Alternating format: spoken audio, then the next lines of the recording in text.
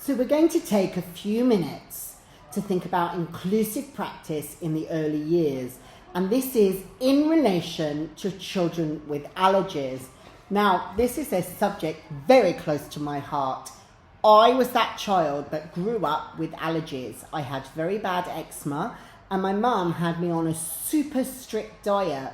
And what that means is every time I went to a child's party, anything like that, I couldn't have the same things that they all had in the party. I wasn't allowed jelly or ice cream or anything like that. And my mum used to send me with something packed and I would have to eat off at the side, and I wasn't allowed birthday cake and all of those things.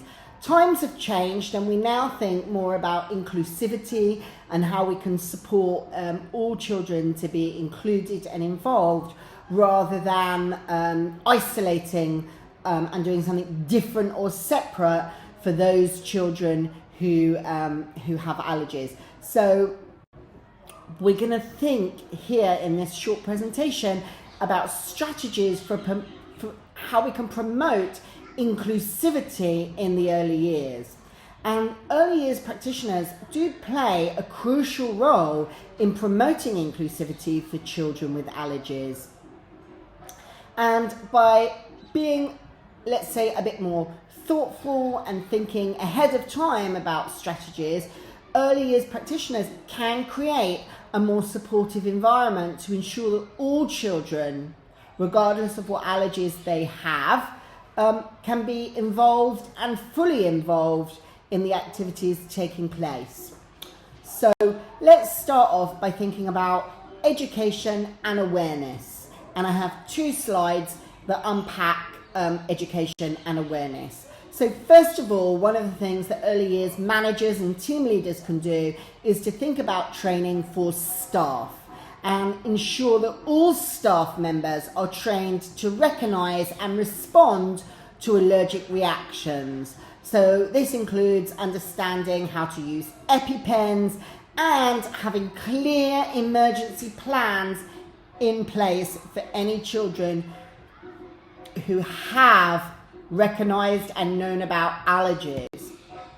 It's important as well to think about an awareness program and to implement an entire school allergy awareness program, school or early years settings across the entire provision to educate staff, parents, children, support staff about food allergies and their potential severity and how to support peers, other adults and children on children who have allergies. So that's the first step. Now let's have a look at safe learning zones, and we'll unpack across the next two slides what I mean by that. So consider setting up in your provision allergen-free zones. Designate specific areas in the classroom or school as allergen-free zones, and this can help provide safe spaces for children who have allergies to eat and play without fear of exposure. For example, lots of settings now have a total ban on nuts.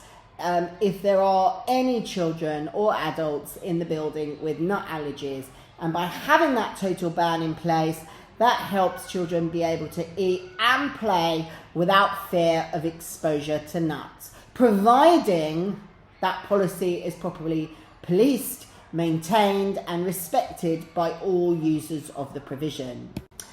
In terms of sensory play, consider non-food sensory play. Use non-food items for sensory play to avoid potential allergens. For example, you could include pom-poms, water beads, shredded paper. These kind of things can be used for various sensory activities without the risk of food allergens. Okay, so now let's take a step to look at inclusive classroom practice and what we mean by that.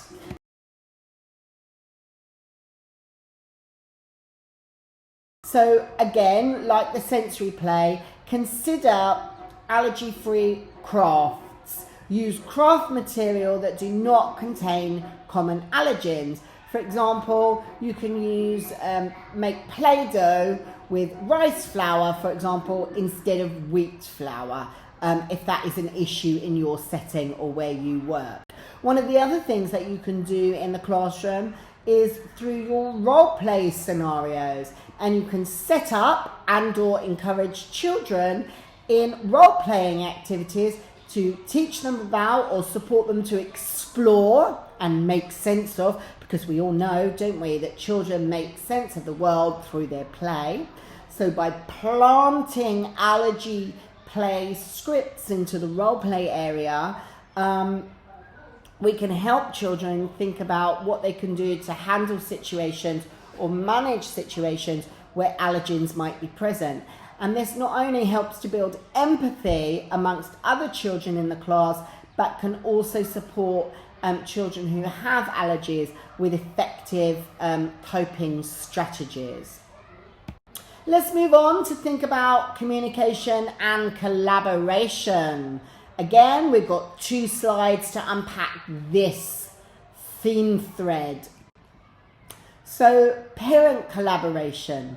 Work closely with the parents of children with allergies to understand the children's specific allergies, and with the parents, or certainly in partnership with the parents, develop and devise individualized care plan that sets out what those children's allergies are, how to care for those allergies, how to respond, and how to try and avoid those allergens and those triggers in the early years environment. And this can include, having these care plans with parents can include discussing safe food options and emergency procedures if a child is exposed to the allergen trigger. Okay, and also consider clear labeling and policies. So ensure that anything brought into your early years setting is clearly labelled, and establish policies about food sharing, so that is not done or minimised in order to reduce the risk of accidental exposure. Great, so moving on to our next theme, inclusive celebrations and events. This is what I was talking about at the beginning. Parties, celebration often have party food which can hold allergens. So first thing that I would say is think about non-food rewards. So if you're playing party games, instead of giving out snacks as prizes, you could think about other things like bubbles, for example. A bottle of bubbles rather than chocolates or things like that. So use non-food rewards for celebrations to include children who have food allergies. And think about safe foods and snacks at the party. So rather than Sammy bringing along his jelly without colourings and flavourings in it, provide food that don't have colourings or flavourings in it at all. Find out about the children who will be partaking in the celebrations and partying. Find out about their allergies in advance, and then provide standardised food options that are relevant for all the children, so that everyone can have access to safe food options. Let's think about empathy and support. This is a key approach that all early years practitioners and those working in and around the education sector can think about when we're working with children who have allergies. So first of all, think about peer education. Support children to understand the importance of empathy and to support their peers, their friends in their class or their group. And depending on age of the children that you're working with, this could be something simple like not sharing food and understanding the seriousness of allergies.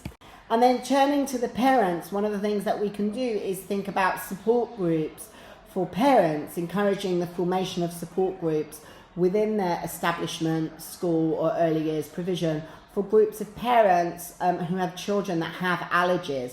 And this will help them share experiences, provide emotional support, foster a sense of community, and also engage in communal and collective problem solving.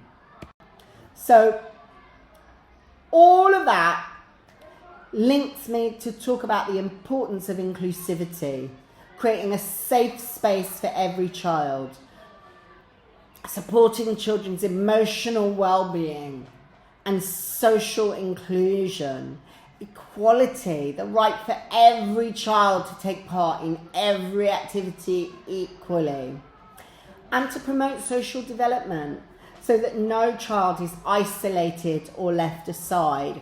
So that is my very quick presentation on things that we can do and think about to fully include children who have allergies in everything that we do in the early years.